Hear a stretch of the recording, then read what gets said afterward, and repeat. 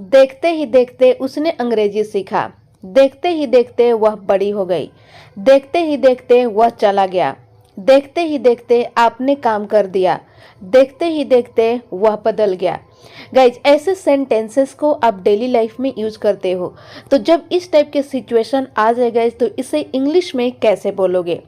तो सबसे पहले देख लेते हैं इसका स्ट्रक्चर। सबसे पहले गाइज आपको यूज करना है सेंटेंस। अब सेंटेंस आपका कैसा भी होगा, जैसा आपका सेंटेंस होगा उस टाइप से आप इसे बनाओगे। इसके बाद लगाना है इन नो टाइम। इसका मतलब है देखते ही देखते। तो समझ लेते हैं एग्जाम्पल से। देखते ही देखते उसने अंग्रेजी सीखा। तो सबसे पहले गाइस आपका रूल क्या कहता है? रूल कहता है कि सबसे पहले आप यूज करो सेंटेंस। सेंटेंस है उसने अंग्रेजी सीखा। अब ये सेंटेंस गाइस आपका कैसा है? ये सेंटेंस है पास्ट इंडेफिनिट का, और पास्ट इंडेफिनिट का आपका स्ट्रक्चर हो जाता है सब्जेक्ट प्लस वर्ब की second form and then object. उसने अंग्रेजी सीखा, तो इसका इंग्लिश बनेगा ही लर्न्ड इंग्लिश। इसके बाद आपको लगाना है in no time according to rule. तो आपका कंप्लीट सेंटेंस हो गया दोस्तों, he learned English in no time. It means देखते ही देखते उसने अंग्रेजी सीखा। अगला सेंटेंस है देखते ही देखते वह बड़ी हो गई। तो सबसे पहले अकॉर्डिंग टू रूल आपको यूज करना है सेंटेंस। सेंटेंस है वह बड़ी हो गई। तो ये भी सेंटेंस है दोस्तों पास्ट इंडेफिनिट का, और पास्ट इंडेफिनिट का वही आपका स्ट्रक्चर हो जाएगा सब्जेक्ट प्लस वर्ब की second form and then object. तो इसका इंग्लिश बनेगा शी ग्रू अप। इसके बाद लगाना है in no time according to rule. तो आपका कंप्लीट सेंटेंस हो गया दोस्तों, she grew up in no time. It means देखते ही देखते वह बड़ी हो गई। क्लियर? अगला एग्जाम्पल है देखते ही देखते वह चला गया। तो सबसे पहले आपको यूज करना है सेंटेंस। सेंटेंस है वह चला गया। तो इसका इंग्लिश बनेगा ही वेंट। इसके बाद अकॉर्डिंग टू रूल आपको यूज करना है इन नो टाइम। तो आपका कंप्लीट सेंटेंस हो गया दोस्तों, he went in no time. It means देखते ही देखते वह चला गया। क्लियर? अगला एग्जाम्पल है देखते ही देखते आपने काम कर दिया। तो सबसे पहले अकॉर्डिंग टू रूल आपको यूज करना है सेंटेंस। सेंटेंस है आपने काम कर दिया।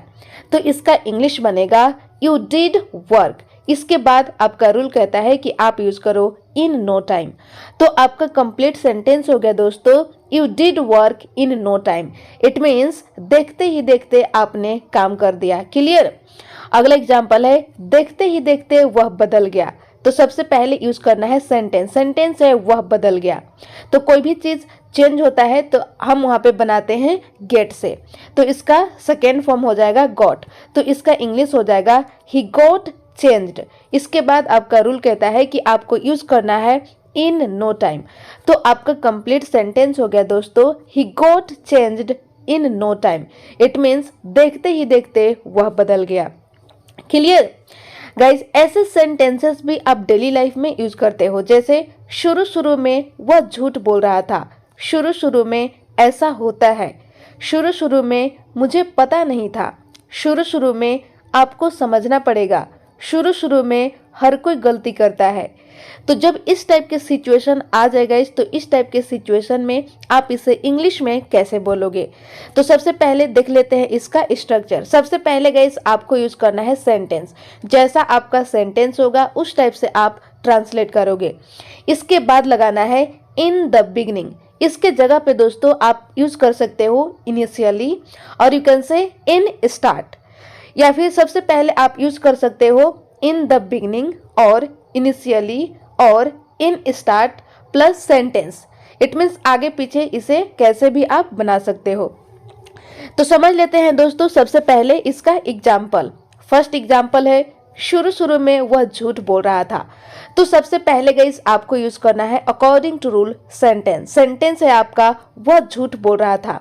अब ये सेंटेंस दोस्तों आपका कैसा है? ये सेंटेंस है पास्ट कंटिन्यूअस का, और पास्ट कंटिन्यूअस का आपका स्ट्रक्चर हो जाता है सब्जेक्ट प्लस वॉज या वर प्लस वर्ब की fourth form and then object. तो वह झूठ बोल रहा था। तो इसका इंग्लिश बनेगा ही वॉज टेलिंग अ लाई। इसके बाद आपका रूल कहता है कि आप यूज करो इन द बिगिनिंग।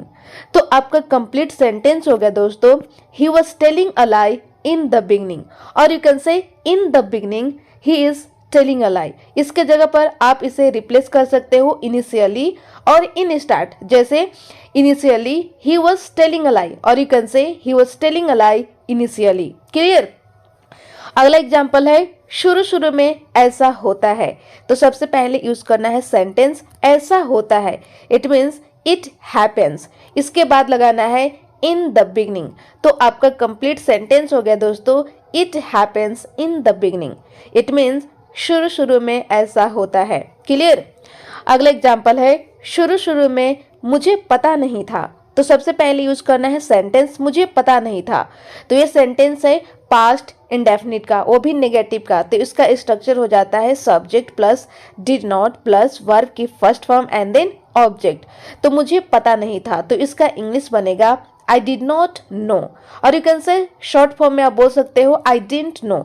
इसके बाद यूज करना है इन द बिगनिंग। तो आपका कंप्लीट सेंटेंस हो गया दोस्तों, I didn't know in the beginning, और you can say in the beginning I didn't know. Clear. अगला एग्जाम्पल है शुरू शुरू में आपको समझाना पड़ेगा। तो सबसे पहले दोस्तों आपको यूज करना है according to rule sentence. Sentence है आपको समझाना पड़ेगा।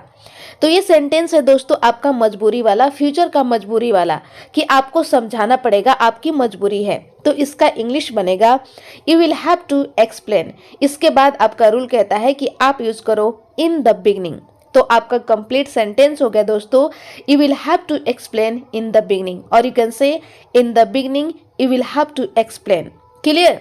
अगला एग्जाम्पल है शुरू शुरू में हर कोई गलती करता है।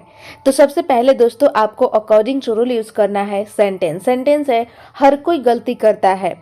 तो ये सेंटेंस है प्रेजेंट इंडेफिनिट का, और प्रेजेंट इंडेफिनिट का आपका रूल हो जाता है सब्जेक्ट प्लस वर्ब की फर्स्ट फॉर्म या वर्ब की fifth form and then object.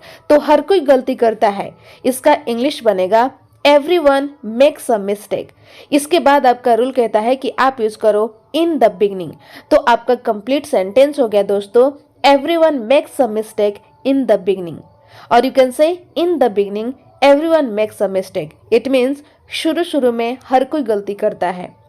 तो बस गाइस आज के लिए इतना ही, मिलती हूँ नेक्स्ट वीडियो में। आई होप आपको ये वीडियो समझ में आया होगा। तो आप इन द बिगनिंग और इन नो टाइम से एक एक सेंटेंस बनाकर कमेंट सेक्शन में जरूर लिखें। Thank you.